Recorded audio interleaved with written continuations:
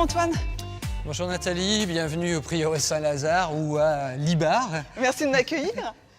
Je vous en prie. Alors ça fait combien d'années que vous êtes à la tête de cette abbaye royale? Ça fait 1 an. Un an.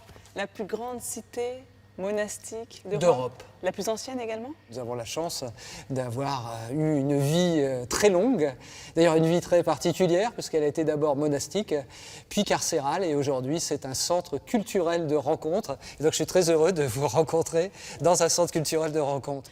Vous recevez jusqu'à combien de résidents ici? On peut accueillir jusqu'à 35 donc, en même temps et on reçoit donc, des artistes qui viennent d'horizons très différents. On a une vocation européenne puisque l'ordre fourtevriste était aussi présent en Angleterre, mais aussi donc, en Espagne. Et donc ces artistes sont cinéastes, sont chorégraphes, sont plasticiens, et puis aussi sont cuisiniers. Nous avons la chance d'avoir avec Thibaut Ruggeri un grand nom donc, de la gastronomie française, et ça fait partie aussi pour nous de l'art.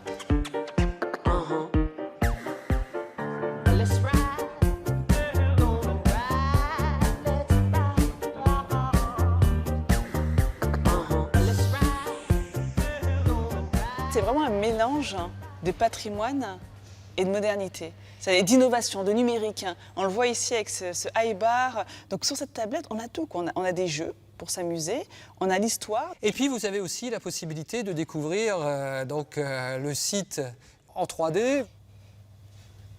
Donc, nous avons ici l'abbatiale et nous avons ici la cour d'honneur. Et les résidences d'artistes sont aujourd'hui dans ce qui était le palais de l'Abbesse. Palais de l'Abbesse qui est légèrement au-dessus du reste du site et qui permet donc à l'Abbesse de découvrir tout son domaine. Et c'était la moindre des choses que de rendre aujourd'hui à l'art et à la culture en donnant ce palais abbatial aux artistes, ce qui en fait aujourd'hui sa principale réputation comme lieu culturel. Donc lieu culturel, hôtel, gastronomie 1 étoile. Vous avez évoqué les prisons tout à l'heure. Je serais curieuse de les découvrir. Je vous propose d'aller les découvrir. On va passer d'abord par l'abbatiale, puisqu'on aura à cette occasion la possibilité donc, de voir les deux histoires, l'histoire monastique et ensuite l'histoire carcérale.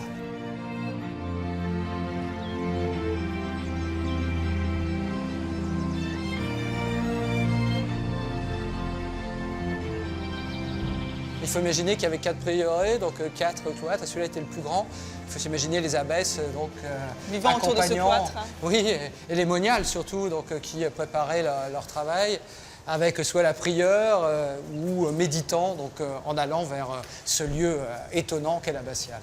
Voilà, nous sommes dans le cœur de l'abbatiale et nous avons les personnages emblématiques du début du site, qui n'aurait pas existé sans d'abord la création de son fondateur Robert d'Arbuissel, celui qui a fondé l'ordre fourtevriste, et sans le soutien de la famille Plantagenet à cette idée particulière de l'ordre fourtevriste, et en particulier le plus grand soutien qu'il ait eu à l'idée qui était celui d'Aliénor d'Aquitaine et de cette vie tumultueuse qui a été la sienne.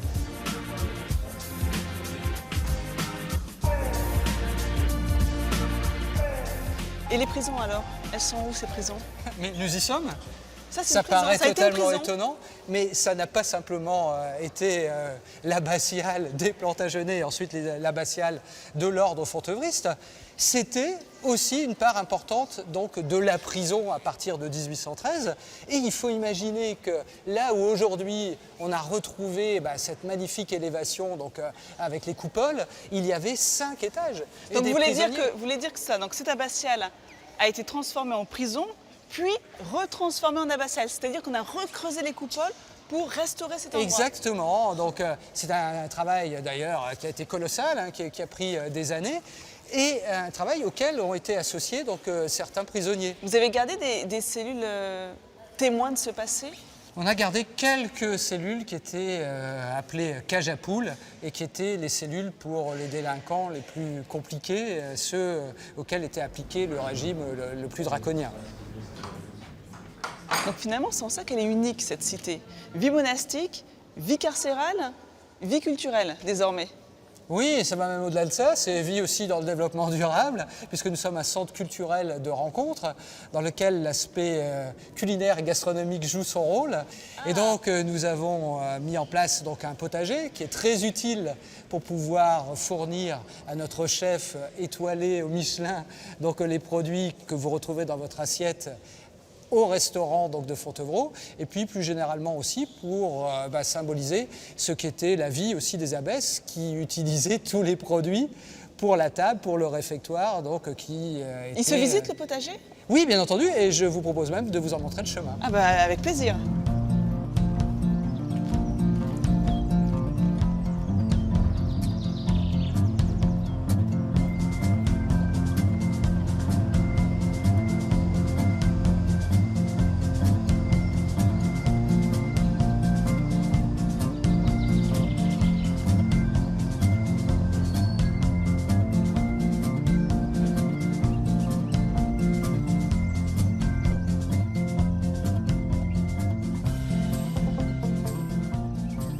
Salut Adèle, Bonjour. ça va? Très bien. T'es en pleine récolte?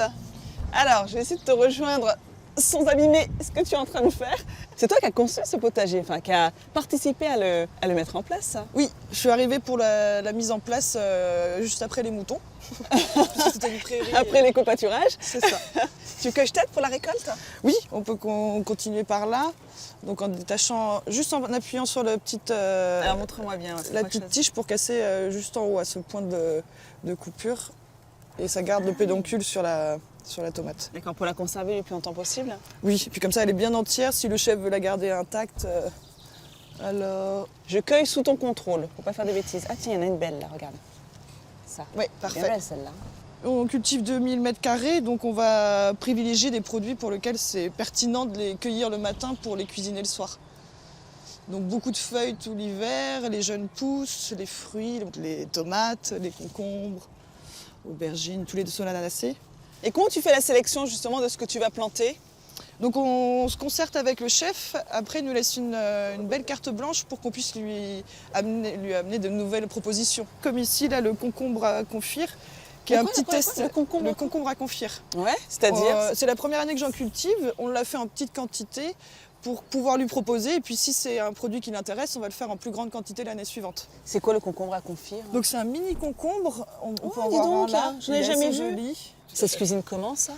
Le chef pourrait mieux t'en parler. Après, c'est un confire, donc c'est un peu à utiliser comme le cornichon dans des pots avec du vinaigre pour les conserver. Donc là, on peut récolter, c'est les haricots à rame. Donc ça a l'avantage on n'a pas besoin de se pencher. Celui-là là par exemple?